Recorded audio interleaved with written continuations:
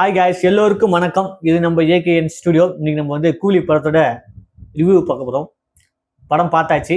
இவருக்கு பேஜ்லாம் விட்டு கூலி படம், தலைவர் படம் என்ன சொல்கிறது, 50 ஆண்டுகள் சினிமா வாழ்க்கையில் நிறைவு செஞ்சுருக்காரு. அவருக்கு என்னோட மிகப்பெரிய ஒரு வாழ்த்துக்கள், வணக்கத்தையும் நாங்கள் சொல்லிக்கிறோம் ரஜினி சாருக்கு. நான் எவ்வளவு ஏற்றம் எவ்வளவு இறக்கம் எல்லாத்தையும் அவர் பார்த்துருக்காரு.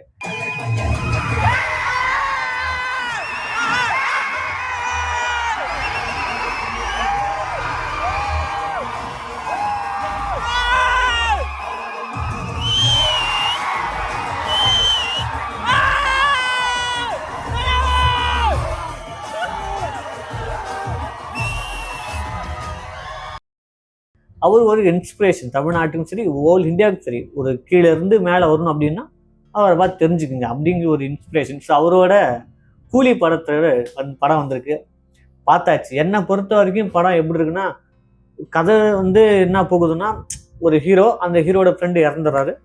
அந்த ஃப்ரெண்டு யாரு கொண்டா அப்படிங்கிற உள்ள போகிறப்போ இன்டர்லாக் மாதிரி போயிட்டு இருக்கு. இதில் முடிஞ்சிருது படம். அவ்வளோதான், சிம்பிள் கதை தான். அது கதை என்னவோ சிம்பிள் தான். அது லோகேஷ் கனகராஜ் அது கொடுத்த விதம் கொஞ்சம் நல்லா இருந்தது. ஃபஸ்ட்டு ப்ளஸ் பார்த்தா அப்புறம் மைனஸ் பார்த்தா ஒன்றும் பிரச்சனை. ஒரு படத்துக்கு ப்ளஸும் இருக்கும் மைனஸ் இருக்கும், அதை சொல்லிக்கிறேன். இந்த படத்தை மிகப்பெரிய ஒரு ப்ளஸ் என் அப்படின்னா முழுக்க முழுக்க ரஜினி சார் தான். Rajini sir Rajini sir Rajini sir, வேறு யாருமே உள்ளே வரல. ஏன்னா ஒரு கேரக்டர் உள்ளே வரப்போ ஒரு இம்பாக்ட் வரலாம், அந்த இம்பாக்ட் ரஜினி சார் தான் அங்கே மேட்ரு.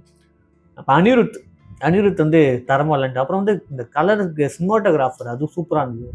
லைட் மேன் அதெல்லாம் லைட்டிங்லாம் தரமாக வச்சுருந்தோம். லைட்லாம் அந்த ரெட் ஷேடோ, அந்த க்ரீன் ஷேடோ, அதெல்லாம் செம்மையாக அந்த காட்டியிருந்த விதம் காட்டியிருந்தாங்க. அப்புறம் எனக்கு அங்கே உள்ள கேமியோவிலே ரொம்ப பிடிச்சது யாருன்னா எனக்கு உபேந்திரா. சரி, அவரு ஒரு என்ட்ரன்ஸ் பார்க்குறப்ப எனக்கு செம்ம ஹைப்பாக இருந்தது. ஆனால் அது அப்படி அந்த மாதிரி எல்லாரும் கொடுத்துருக்கலாம் அப்படின்னு எனக்கு தோணுச்சு. மற்றபடி எதுவும் கிடையாது. ஒன்லி ஒன் சூப்பர் ஸ்டார்னு சொல்லி அவர் தான் நிரூபிச்சுட்டு போயிட்டார். வேற லெவல். என்னடா பாசிட்டிவாக கொடுக்க ரிவ்யூ அப்படின்னா, எனக்கு எல்லாரும் ஹைப்போட படம் பார்க்க போனீங்க. அந்த ஹைப் இல்லாமல் தான் நான் போனேன். எனக்கு லோகேஷ் பண்ணா, ரஜினி சார் பண்ணா, அப்படிலாம் ஒன்றும் கிடையாது. 10 பாஷாவுக்கு சம்மண்டா, 100 பாஷாவுக்கு சம்மண்டா, அதெல்லாம் கிடையாது. நான் ஒரு நார்மலாக போயிருந்தேன். என்னை பொறுத்த வரைக்கும் படம் எப்படின்னா, ஓகே நார்மல் நல்லா தானே இருக்குது படம், நல்லா இருக்கு, ஓகே. நீ எக்ஸ்பெக்டேஷன் வந்தீங்கன்னா பிரச்சனை. உனக்கு எக்ஸ்பெக்டேஷன் கிடையாது. எனக்கு ரஜினி சார் படம் எப்படின்னு லோகேஷ் அவருக்கான பாணியில் வில்லன் சுற்றி 4-5 அடியால் இப்படி இருக்கும், அந்த மாதிரி கடை போய் இப்படி முடியும், அவ்வளோதான். ரஜினி சார் இருக்கிறது கொஞ்சம் மார்க்ஸ் எலமெண்ட்ஸ் கொஞ்சம் அதிகமாக உள்ளே வச்சிருப்பார் அப்படின்னு நினச்சி நான் பண்ணேன். எனக்கு அதேமாரி நல்லா இருந்தது. முக்கியமாக எனக்கு ஒரு பாராட்ட முடிய விஷயம் என்னென்னா, இந்த டிஏஜ், இந்த யங் வெர்ஷன் சூப்பர் ஸ்டார் அதில் காட்டுறப்ப பா அப்படின்னு. நான்லாம் 30 வயசு 40 வயசு ரஜினி சார் பார்த்தது கிடையாதுல்ல. ஸோ எனக்கு பார்க்குறப்ப என்னடா அது பிரம்மாண்டமாக இருக்கு, இப்பயே இப்படி இருக்குன்னா இந்த டிஏஜ் முடியல ஒரிஜினலாக பார்க்குறது எப்படி இருந்திருக்குமோ அப்படின்னு எனக்கு தோணுச்சு. ஏன்னா இந்த பழைய சினிமா காட்டுறப்ப இந்த கோல்டு லைன்லாம் வருது, அந்த வாய்ஸ் டோன் சத்யராஜுக்கும் சரி சாருக்கும் தெரியும், அந்த டோன் மாறிடுச்சு. அதெல்லாம் பார்க்குறப்போ ரொம்ப சந்தோஷமாக இருந்தது. என்னது பழைய காலத்து படம் பார்க்கணும்ல, அது அந்த சந்தோஷம் சொல்கிறேன், நல்லா இருந்தது. அது எனக்கு பார்க்க ரொம்ப பிடிச்சிருந்துச்சு. எனக்கு லோகேஷ் கனகராஜ் இந்த படத்தில் த்ரோட்டா எனக்கு ரொம்ப பிடிச்சிருந்தது. அப்படின்னா இந்த போர்ஷன் எனக்கு இன்னும் கொஞ்சம் நீட்டு இருக்கலாமோ அப்படின்னு எனக்கு தோணுச்சு. எனக்கு அது வேணால் பார்க்க ரொம்ப பிடிச்சிருந்துச்சு. மற்றபடி சொல்லிக்கிறது இல்லை. அனிருத் இந்த படத்தை காப்பாற்றி கொண்டு போய் அது லேண்ட் பண்ண மாதிரி இருந்தது. அனிருத் தரமான அவரோட விஷயம் பண்ணிட்டார். லோகேஷ் கனகராஜ் அவருக்கு என்ன எழுதினாரோ அது கரெக்டாக கொண்டு வந்துட்டான்னு நினைக்கிறேன். டோட்டலாக அந்த படம் அப்படி எப்படி இருக்குன்னா, ரஜினி சார் படம் ஃபேன்ஸ் செலிப்ரேட் பண்ணுற படம், அவ்வளோதான். அது எப்படி ஒரு விஜய் சார் கோட்டு ஒரு ட்ரிபியூட் மாதிரியும், அதேமாதிரி ரஜினி சாருக்கு ஒரு 50 ஆண்டுகால ஒரு சினிமா வாழ்க்கைக்கு ஒரு ட்ரிபியூட் மாதிரி இது கூலி வந்தது. அவ்வளோ தவிர எனக்கு 100 பாஷாவுக்கு சமம் அந்த கதை பாஷா அது டாப்பு தான். கூலி இது என்னவோ அதுதான். மற்றபடி நீங்கள் அது கூலி இது கூலி பாஷா கூலி எல்லாம் கம்பேரே பண்ணாதீங்க.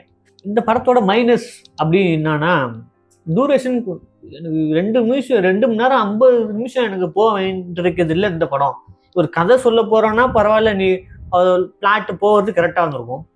ஒன்றுமே இல்லாத கதைக்கு நீ அவ்வளோ தூரம் நீ போக வேண்டிய அவசியம் இல்லையா, சிம்பிளாக முடிச்சிருக்கலாமே. இப்படி போய் சுற்றி ரஜினி சாருக்கு மாஸ் எலமெண்ட்ஸ் காட்டி எல்லாருக்கும் உள்ள மாஸ் எலமெண்ட்ஸ் காட்டி முடிச்சிருக்கலாம். இவ்வளோ தூரம் கொண்டு போயிருக்க தேவையில்லை. எனக்கு 2.5 மணி நேரம் இந்த படத்தை காட்டியிருக்கலாம், 20 நிமிஷம் கம்மி பண்ணியிருக்கலாம். எனக்கு தெரிஞ்சு பண்ணுவாங்கன்னு நினைக்கிறேன். இதுக்கப்புறம் இன்னொரு மைனஸ் என்ன அப்படின்னா, எல்லாரும் கேரக்டருக்கும் ஒரு ஜஸ்டிஃபைட் பண்ணுற மாதிரி இல்லை. இப்போ எனக்கு உபேந்திரா சார் ஒரு என்ட்ரன்ஸ் இருந்ததுல, எனக்கு அது ரொம்ப பிடிச்சிருந்துச்சு. எனக்கு ஓகே என்னடா பயங்கரமாக இந்த கேரக்டர் எப்படா வரும் எதிர்பார்க்குறப்ப அது ஒரு ஹைப்போட வந்தது இல்லை அந்த கேரக்டர். அது எனக்கு ரொம்ப ரொம்ப பிடிச்சிருந்துச்சு. மற்ற யாருக்குமே வந்து கேரக்டர் வந்து என்டர் ஆகிறப்போ அவங்களுக்கு ஒரு ஹைப் இருக்கும், அது எனக்கு கொடுக்கல. ஈவன் ஷாஹிபின் சாருக்கு ஒரு ஹைப் கொடுத்துருக்கலாம், டக்குன்னு ஓப்பன் பண்ண மாதிரி ஆச்சு. நாகார்ஜுனா சாருக்குமே இன்னும் அவர் எப்படியாப்பட்ட வில்லன் ஒரு ரஜினி சார் மிகப்பெரிய இமயமான மாரி. இவர் அவ்வளோ பெரிய கூலி ஒரு ஆளு, அவரு போய் ஒருத்தர் அட்டாக் பண்றேன்னா அவரு எப்படியாப்பட்ட ஒரு ஆளா இருந்திருக்கணும் அப்படிங்கிறது எஸ்டாப்ளிஷ் பண்ணாம விட்டாங்க. அதே மாதிரி ராகவ் சார் எங்க வரப்போறாரு, இவ்வளவு பயங்கரமான வெளில எந்த இடத்துல வரப்போறாரு அப்படிங்கிற ஒரு ஹைப் இல்லாம போச்சு, அது ஒரு மைனஸ். அப்புறம் அதே தான் நம்ம அமீர் கான் சாருக்கு சிறப்பு தோற்றம்னா இருந்தாலுமே அமீர் கான் ரோலக்ஸ் எப்படி, ரோலக்ஸ் எனக்கு தெரிஞ்ச உயிரே என் பிள்ளையே கொண்டுடுவான், உயிரோட எரிச்சுவான் ரோலக்ஸ் சொன்னா சொல்லுவார்ல, அந்த மாதிரி ஒரு ஒரு ஹைப் ஒன்று கொடுத்துருக்கலாம் அந்த அமீர் கான் சார். இப்போ அவர் பேரே ஞாபகம் இல்லை இந்த படத்துல, அந்த மாதிரி ஒரு பதியில சொல்ல வரேன், புரிஞ்சுக்கலன்னு நினைக்கிறேன். பதியில அந்த சாரோட இது என்ட்ரன்ஸு. மற்றபடி எனக்கு வந்து படத்துல ஒரு மைனஸ் என்னன்னா, இதெல்லாம் ஒரு மைனஸ். அப்புறம் லோகேஷ் கனகராஜ் ஒரு எல்லாருக்கும் எழுதுற மாதிரி ரஜினி சார் கதை எழுதிட்டாருன்னு தோணுது. அவருக்கும் தனி ஃபேன்ஸ் இருக்காங்கல்ல. எனக்குலாம் வந்து நம்ம ஒரு தனி ஃபேன், நம்ம சினிமா டைரக்டர்னால ஒரு தனி ஃபேன்ஸ் இருப்பாங்க. இப்போலாம் அப்படி தானே காலம் மாறிடுச்சு. அப்படிங்கிறப்ப ஒரு தமிழ் சினிமாவில் அதிக ஃபேன்ஸ் உள்ள வச்சிருக்க ஒரு டைரக்டர்னா சங்கர் சாருக்கு அடுத்தது நம்ம லோகேஷுக்கு தான். அப்படிங்கிறப்ப எவ்வளோ பொறுப்போடு இருக்கணும். ஏன்னா இப்போ வந்து ரஜினி சாரும் சத்யராஜ் ஃப்ரெண்டுங்கிறாங்க. ஃப்ரெண்டு இறந்துடுறாரு அப்படின்னா அவங்க 2 பேரோட கெமிஸ்ட்ரியை காட்டிருக்கணும்ல. கெமிஸ்ட்ரினா அவங்க எப்படி நண்பரால இருந்தாங்க, அப்போதானே எங்களுக்கும் ஃபீல் ஆகும். ரஜினி சார் உடனே டெத் மாதிரி காட்டுறீங்க, ஓகே. அப்போ சார் ஃபீல் பண்ணுறப்பனா அவர் எப்படி அப்படி நண்பர்களாக இருந்திருக்கணும், அதை காட்டிருக்கலாம். ஃப்ளாஷ்பேக் சீன் கொஞ்சம் வருது, 2 நிமிஷம் பேசுகிறாங்க தான், அவ்வளோதான். அதில் வந்து என்ன எமோஷன் கனெக்ட் ஆட போது தெரியல. அப்புறம் உட்காந்து டேபிளில் உட்காந்து நாகார்ஜுன சாரும் ரஜினி சாரும் பேசுகிற மாதிரி தான், ஒரு கான்வர்சேஷன் மாதிரி தான் இருந்தது. அது இல்லாமல் ஃப்ளாஷ்பேக் எதுக்கு யூஸ் பண்ணாங்கன்னா ஒரு ஒரு கதையை சொல்லும் ஃப்ளாஷ்பேக் அப்படின்னு வந்து பார்த்தா கிளிம்ஸ் மாதிரி சீன்ஸ் இடையில சொல்லி விட்ட மாதிரி இந்த ஃப்ளாஷ்பேக் எடுத்து அங்கே சொல்லுவேன், இந்த ஃப்ளாஷ்பேக் இங்கே சொல்லுவேன், ஓகே இப்போ கரெக்டாக இருக்கா, போர் அடிக்குது, அப்போ இந்த ஃப்ளாஷ்பேக் இப்படி சொல்லி விடு, இப்படி இருந்ததே தவிர மற்றபடி ஃபுல் ஃப்ளெட்ஜாக இல்லாமல் இருந்தது. ஓவரால் அந்த படம் எப்படி இருக்கு அப்படி எனக்கு பார்த்தீங்கன்னா டீசெண்டான படம். ரஜினி சார் 150 ரூபா சொன்னார்ல, ஒரு 150 ரூபாய்க்கு கொடுத்தா ஒருத்தனை படம், அதுமாதிரி 190 ரூபாய்க்கு ஒரு ஒர்த்து உள்ள படம். 2.5 மணி நேரம் இது நிம்மதியாக இருக்கும், ஜாலியாக பொழுதுபோக்க ரஜினி சார் பாட்டு பார்த்துட்டு வரலாம், அவ்வளோதான். தவிர எதுவும் கிடையாது. கதையை எதிர்பார்த்து உள்ளே வராதிங்க. அதேமாரி வந்து இந்த காக்கா குஞ்சுகள்லாம் இருக்குமே, காக்காஸ் அந்த ஃபேன்ஸ் இந்த ஃபேன்ஸ்லாம் இருக்குல்ல, பிடிக்கல போக வேண்டியதான். இவர் தான் தமிழ் சினிமாவை காப்பாற்ற போகிறாரு, எப்படி 75 வயசு கிழவன் தான் காப்பாற்ற போகிறாரு, அந்த மாதிரிலாம் எதுக்கு சொல்கிறீங்க எனக்கு புரியல.